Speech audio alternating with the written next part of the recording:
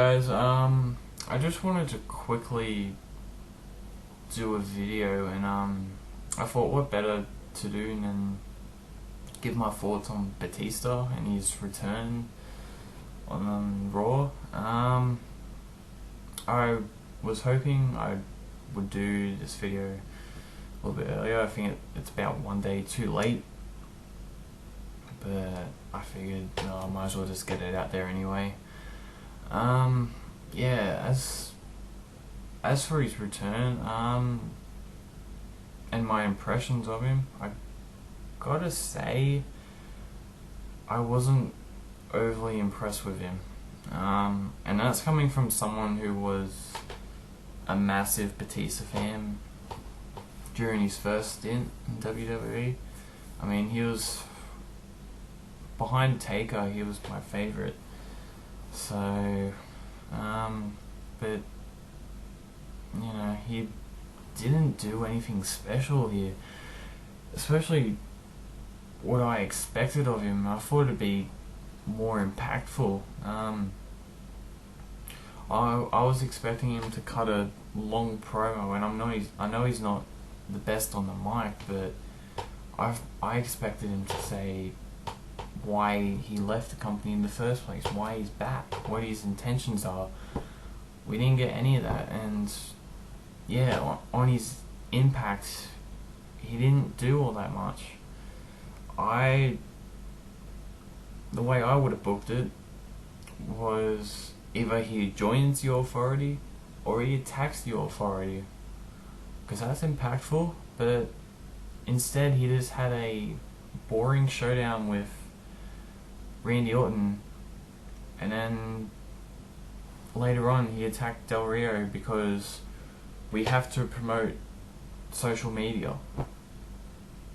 But getting into his thing with Randy Orton, like I said, it was pretty boring. I mean, he just stormed down to the ring, I swear I only had there for like 1 minute. He just basically said his intentions were to win the WWE World Heavyweight Championship. I was like, is that all?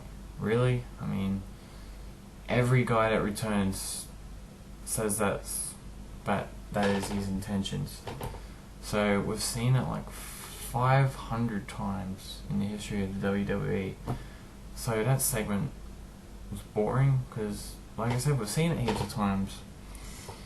And then to the talents involved, Randy Orton and Batista, we've seen this match before, and I think I alluded to this in an earlier video. Yeah, we've seen it before, and it was never anything special. I mean, they had okay matches, but they're not ones where I was so amazed with them that I thought I would really love to see that again. And from the looks of it may be a possibility. And yeah, like I said, I don't want to see it again. I hope we don't see it again. And speaking of another match I don't want to see again, and again involving Batista, his confrontation with Alberto Del Rio. Firstly, I gotta say, how many fucking matches does Del Rio and Mysterio need to have? I swear they've had like 500 in the last month or so.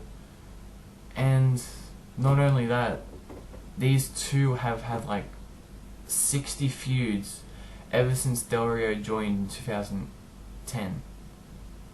They've always tried to start a feud between these two. I understand why. I get the point behind it, and it could be a good match, because they've had some good matches in the past. But every time they've tried to do a feud, something's happened. Either Mysterio gets injured like he always does, or it just doesn't work out because Del Rio is just a boring character.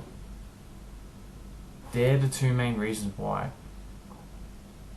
And it looks like they're going for it again, because like I said, they've had this series of matches that It's felt like it has to have been at least 15 or so. I've lost count. You won't be able to count it on your hands, let's put it that way. But, so, yeah, we had that match again. And I don't know what they're going to do with it. Like I said, it'll probably fail. And WWE will probably forget about the whole thing next week or so. Because that's what they always do. With any storyline, not just Del Rio and Mysterio. But anyway, yeah, getting past all that, and then we get... The match came to an end. And Batista came out. And Batista and Del Rio had a bit of a stare down.